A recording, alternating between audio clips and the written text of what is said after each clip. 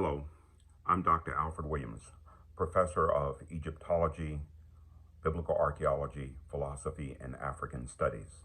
Today I thought we would do something a little different. The subject for today is agnotology. Agnotology is the study of misinformation. Today's subject specifically is the Bible, therefore, agnotology is the misinformation about the Bible. But this is not a question, this is not a subject of doctrines or which doctrine is correct and which is not. This is the fundamental level of how we get our information about the Bible text. Um, you know, I thought that what I would do is what this really is kind of a look behind the scenes of the work that is involved in returning Africa to the foundation of the Bible.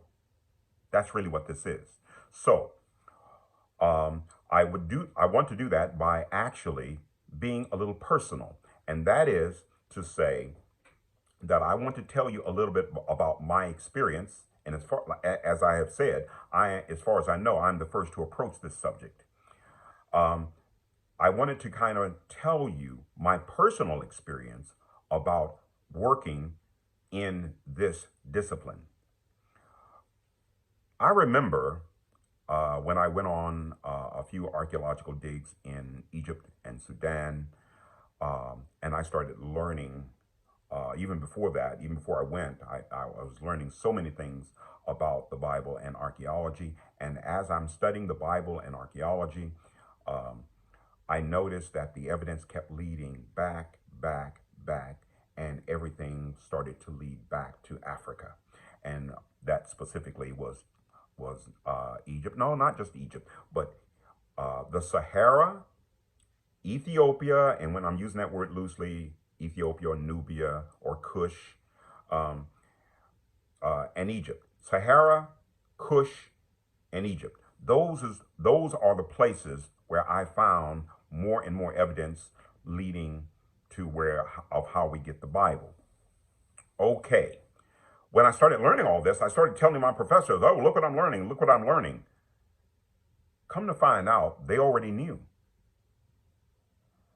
This was deeply disturbing. They already knew that the evidence for the foundation of the Bible is Africa, and they knew it. Well, I said, why aren't you telling everybody about this? And there are two basic answers. I spoke to theologians, I spoke to archaeologists, Egyptologists. I speaking to many of the specialists in these different fields. And I said, if this is the truth, why aren't you telling everybody? And their basic answer was there were two of them. Number one, people won't believe it. And number two is connected to number one, and that is people won't believe it. So why should I tell the truth if it's going to hurt my personal standings in some way? It will hurt me professionally, financially. It will, if I'm a pastor, it will cause my church members to leave. The information is unpopular. People won't believe it. Therefore, I won't say anything. This was deeply disturbing to me. So what do I do now? Well, I went on.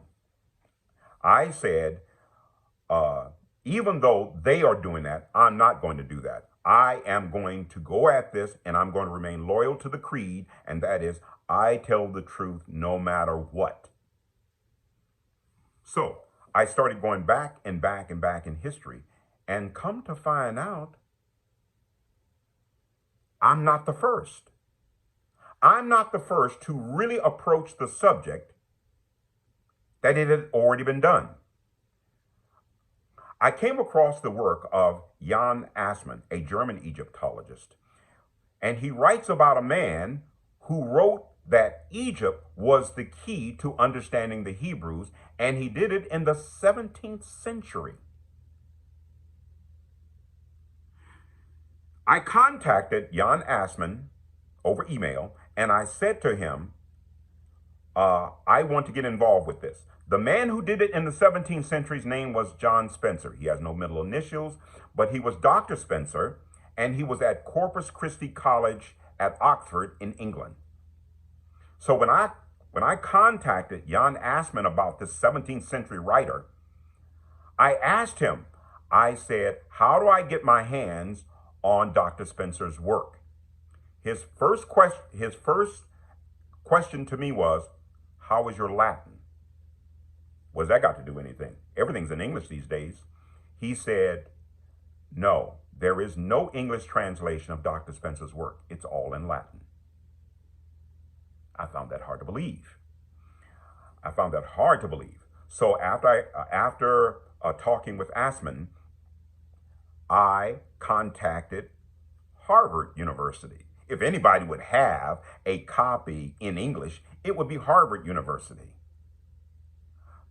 Contacted Harvard. Harvard said they didn't have an English copy. And they told me there was no English copy. I still wouldn't believe it. English. Okay. I contacted Harvard. I contacted Princeton. And I contacted Yale. Nobody had an English copy of Dr. Spencer's work. Dr. Spencer wrote over 1,000 pages trying to demonstrate and prove that Egypt was the key to the Hebrews' religion. So I kind of threw up my hands. If there's no English copy, I couldn't do it. Then I had a bright idea. A few months later, I had a bright idea.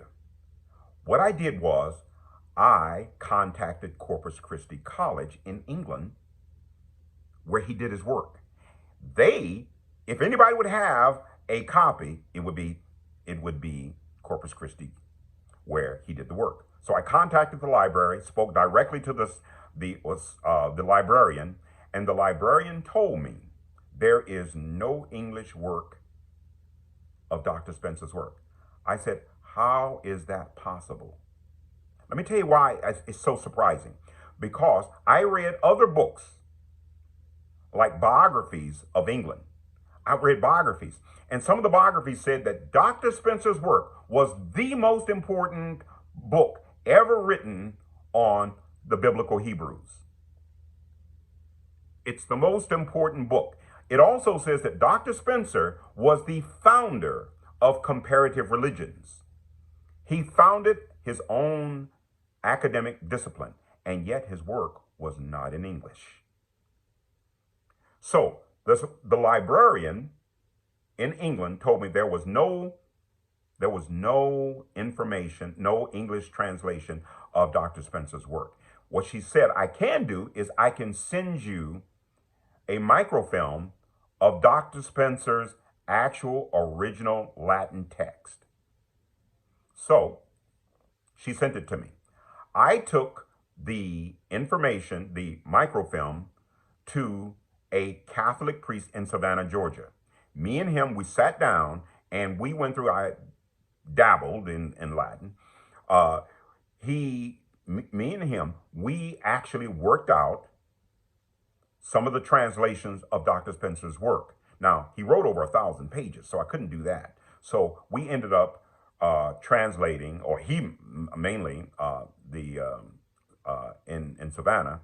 I took it to the Catholic Church. The Catholic priests understand Latin. So we worked out Dr. Spencer's, some of his translations. I was astounded.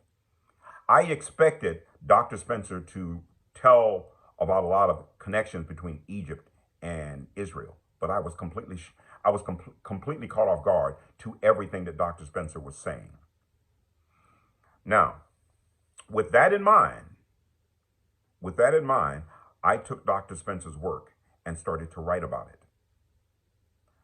But it seems to me that much of the information that Dr. Spencer used is already understood today. Now, this is important. The reason why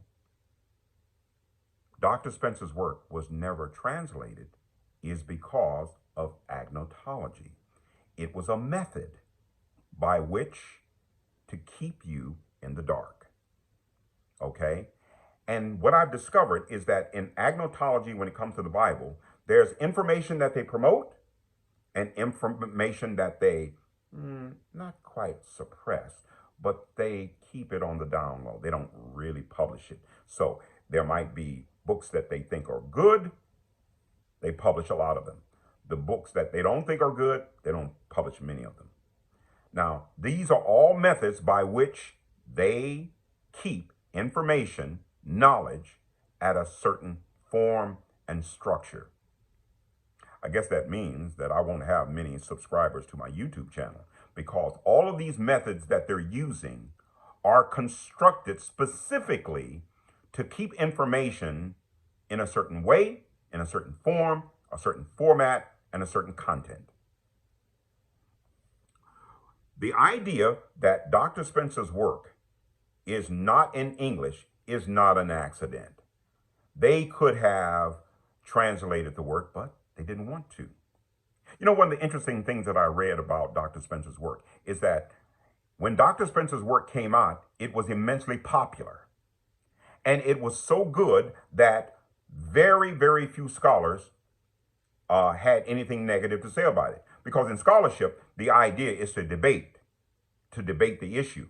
But Dr. Spencer's work at the time that he published it was so good that you have a difficult time trying to find information that tries to critique Dr. Spencer's work. It's very, very difficult. These are some of the methods that are used to make sure that information stays the way it is. What does this all mean? This all means that the work that we're doing on this channel is so difficult, but it's not new. It's something that has already been done.